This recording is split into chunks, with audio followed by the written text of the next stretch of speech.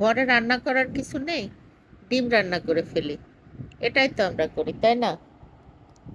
ডিম আমাদের কাছে একটি কমন খাবার, কিন্তু এই কমন খাবারটিকে যদি একটু আনকমন করে রান্না করা যায়, কেমন হয়? আর এটা মন প্রাণ ভরে যাবার মতো রেসিপি।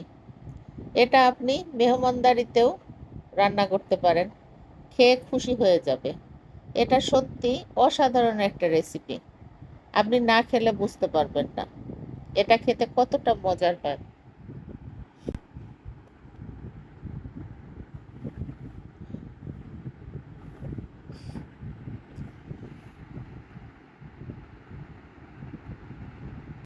তো প্রথমে চুলায় একটি প্যান দিব, আর এর মধ্যে সামান্য একটু তেল দিব।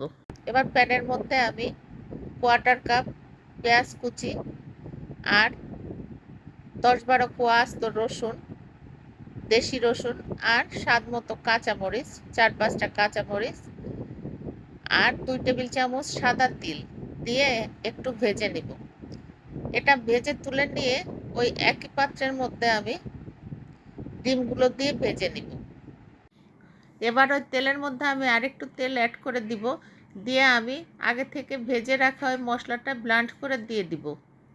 আরও দিব আমি কিছু আস্ত গরম মশলার স্বাদ মতো লবণ, আর 1 চা চামচ আদা বাটা, 1 চা চামচ জিরা বাটা দিয়ে আমি মশলাটা খুবই ভালোভাবে ভাজা ভাজা করে নিব। এমনভাবে আমি ভাজা ভাজা করব যাতে মশলা থেকে কোনো কাঁচা গন্ধ না বেরোয়। তো মশলাটা ভাজা ভাজা করার পরে এবার আমি দিব স্বাদ মতো মরিচের গুঁড়া, পরিমাণ মতো হলুদের গুঁড়া, 1 চা চামচ ধনিয়ার গুঁড়া। এবার আমি সামান্য একটু পানি দিয়ে মশলাটা ভালোভাবে কষিয়ে নিব উপরে তেল উঠে আসা পর্যন্ত। তো এবার আমি ডিমগুলা দিয়ে দিব, আর দিব আমি 1.5 কাপ নারিকেলের দুধ। নারিকেলের দুধটা আমি আগে থেকে করে রেখেছিলাম। এবার আমি ঢাকনা দিয়ে ঢেকে দিব, দিয়ে আমি রান্না করব। এভাবে নারিকেলের দুধ দিয়ে রান্না করে দেখবেন, খেতে অসম্ভব মজা হয়।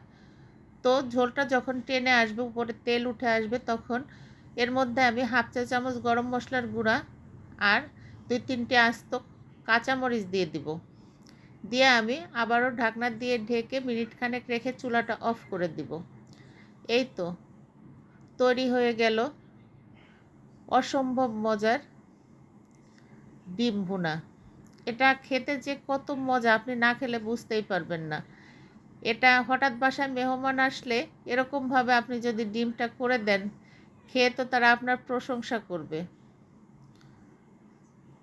তো এভাবে একবার আপনারা বাসায় অবশ্যই ট্রাই করবেন, আশা করি ভালো লাগবে।